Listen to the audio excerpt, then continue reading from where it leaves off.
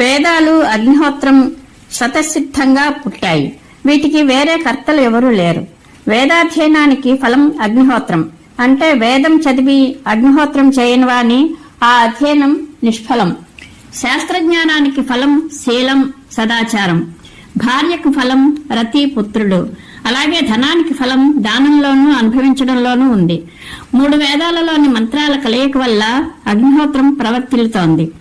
ఋగ్యజస్సామాలలోని పవిత్ర మంత్రాలు, మీమాంసా సూత్రాలు అగ్నిహోత్ర కర్మలను ప్రతిపాదిస్తున్నాయి. వసంత ఋతువును బ్రాహ్మణ స్వరూపంగా భావించాలి. అతడు వేదానికి జన్మస్థానం. అందుకని బ్రాహ్మణుడు వసంత ఋతువులో అగ్నిని స్థాపించాలి. వసంత ఋతువులో అజ్ఞాధానం చేసే బ్రాహ్మణునికి శ్రీవృద్ధి కలుగుతుంది. అతనికి వైదిక జ్ఞానం కూడా పెరుగుతుంది. క్షత్రియుడు గ్రీష్మ ఋతువులో అగ్న్యాధానం చేయడం శ్రేష్టమని భావించబడుతోంది. గ్రీష్మ ఋతువులో అగ్నిస్థాపన చేసే క్షత్రియునికి సంపద, సంతానం, పశువులు, ధనం, తేజస్సు, బలం, యశస్సు అభివృద్ధి చెందుతాయి. శరత్కాలపు రాత్రి సాక్షాత్తు వైశ్యుని స్వరూపం. కాబట్టి వైశ్యుడు శరదృతువులో అగ్న్యాధానం చేయాలి. శరదృతువులో అగ్నిస్థాపన చేసే వైశ్యునికి సంపద, సంతానం, ఆయువు, పశువులు, ధనం వృద్ధి చెందుతాయి. అన్ని రకాల రసాలు, నెయ్యి మొదలైన జిడ్డు పదార్థాలు, సుగంధ ద్రవ్యాలు, రత్నాలు, మణులు, సువర్ణం, లోహం ఇవన్నీ అగ్నిహోత్రం కోసమే పుట్టాయి. అగ్నిహోత్రం గురించి తెలుసుకోవడానికి ఆయుర్వేదం, ధనుర్వేదం, మీమాంస, విస్తృతమైన న్యాయశాస్త్రం, ధర్మశాస్త్రం నిర్మితమయ్యాయి. ఛందస్సు, శిక్ష, కల్పం, వ్యాకరణం, జ్యోతిశాస్త్రం, నిరుక్తం కూడా అగ్నిహోత్రం కోసమే రచింపబడ్డాయి. ఇతిహాసాలు, పురాణాలు, గాథలు, ఉపనిషత్తులు, అథర్వవేదంలోని కర్మలు కూడా అగ్నిహోత్రం కోసమే. తిథి, నక్షత్ర, యోగ, ముహూర్త, కరుణారూపమైన కాలాన్ని తెలుసుకోవడానికి పూర్వం జ్యోతిశాస్త్రం నిర్మించబడింది. ఋగ్యజస్సామ వేదాలలోని మంత్రాల ఛందస్సులను తెలుసుకోవడానికి, సంశయ వికల్పాల నిరాకరణ పూర్వకమైన వాటి తాత్విక అర్థాన్ని తెలుసుకోవడానికి ఛందశాస్త్రం రచింపబడింది. వర్ణాలు, అక్షరాలు, పదాలు, అర్థాలు, సంధులు, లింగాలు, నామాలు, ధాతువుల యొక్క వివేకం కలిగించడానికి పూర్వకాలంలో వ్యాకరణం శాస్త్ర ప్రణీతమైంది. యూపం, వేది, యజ్ఞం యొక్క స్వరూపం తెలుసుకోవడానికి ప్రోక్షణం, శ్రపణం, చెరువు వండడం మొదలైన ఇతి కర్తవ్యాలు తెలుసుకోవడానికి యజ్ఞాలకు, దేవతలకు సంబంధించిన జ్ఞానం పొందడానికి శిక్ష అనే వేదాంగం రచింపబడింది. యజ్ఞపాత్రల శుద్ధి, యజ్ఞ సంబంధమైన సామగ్రిని సమకూర్చుకోవడం, సమస్త యజ్ఞాల యొక్క వైకల్పిక విధానాలు తెలుసుకోవడం కోసం కల్పం నిర్మితమైంది. వేదాలన్నింటిలో ప్రయుక్తమైన నామ, ధాతు, వికల్పాల తాత్వికార్థాన్ని నిశ్చయించడం కోసం, ఇతర సామగ్రిని భరించడం కోసం బ్రహ్మదేవుడు పృథ్వీని సృష్టించాడు. సమిధలను, యూపాలను తయారు చేయడం కోసం వనస్పతులను రచించాడు.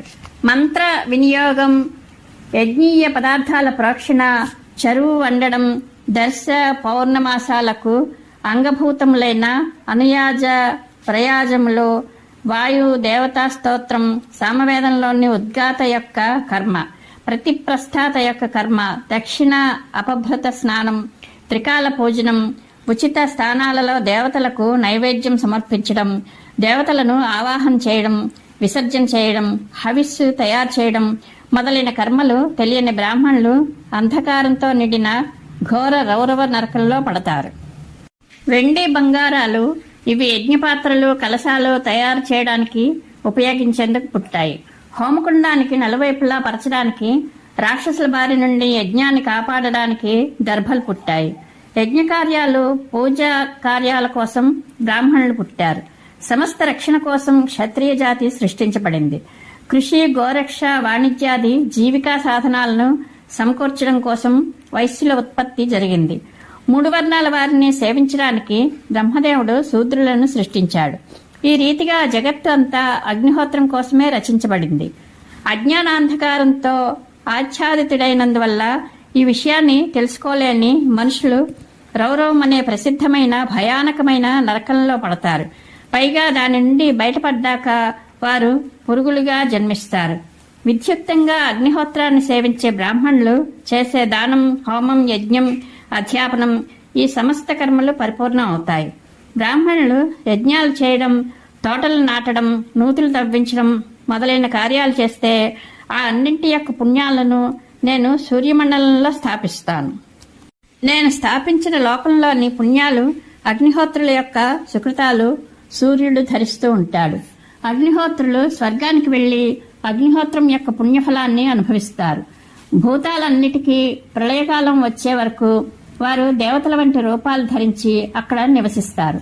మోసంతో వీరులను హత్య చేసిన దురాచారులు దరిద్రులుగా, అంగహీనులుగా, రోగులుగా శూద్రయోనులలో జన్మిస్తారు. ఇదే గతి అగ్నిహోత్రాన్ని పరిత్యజించిన వారికి కూడా కలుగుతుంది. అందుకని పరదేశంలో లేని ఊర్ధ్వగతి కావాలనుకునే ద్విజులు ప్రతిదినం విద్యుక్తంగా అగ్నిహోత్రం చేయాలి. అగ్నిహోత్రాన్ని ఆత్మ వంటిదిగా భావించి ఎప్పుడూ దానిని అవమానించడం గాని, ఒక్క క్షణమైనా పరిత్యజించడం గాని చేయకూడదు.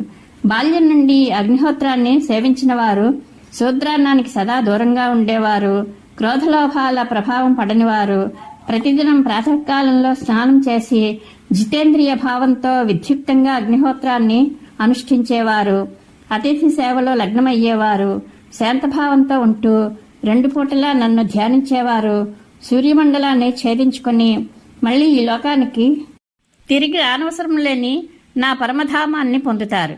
వారు ఉదయకాల సూర్యుని వంటి కాంతి కలిగిన విమానాలు ఎక్కి తమ భార్యలతో పాటు నా లోకానికి వెళ్తారు. బాలభానునిలా తేజోవంతులై కామరూపధరులై ఇచ్చవచ్చిన చోట సంచరిస్తూ ఉంటారు. అంతేకాదు ఈశ్వరీయ గుణ సంపన్నులై అక్కడ తమ ఉత్సాహానుసారంగా క్రీడిస్తూ ఉంటారు. పాండునందన, అగ్నిహోత్రులకు ఇటువంటి వైభవం ఉంటుంది. ఈ లోకంలో కొంతమంది మూర్ఖులు వేదాలపై దోషారోపణ చేస్తూ నిందిస్తూ ఉంటారు. వాటిని ప్రమాణాలుగా అంగీకరించరు. వేదాలను, ఇతిహాసాలను ప్రమాణంగా భావించే ద్విజులు దేవతల సాయుధ్యం పొందుతారు అని శ్రీకృష్ణ భగవానుడు ధర్మరాజుకు చెప్పాడు. ఈ కథ మహాభారతంలో ఆశ్వమేధిక పర్వంలోనిది. పరమేశ్వరానుగ్రహ ప్రాప్తిరస్తు. శుభం భూయాత్.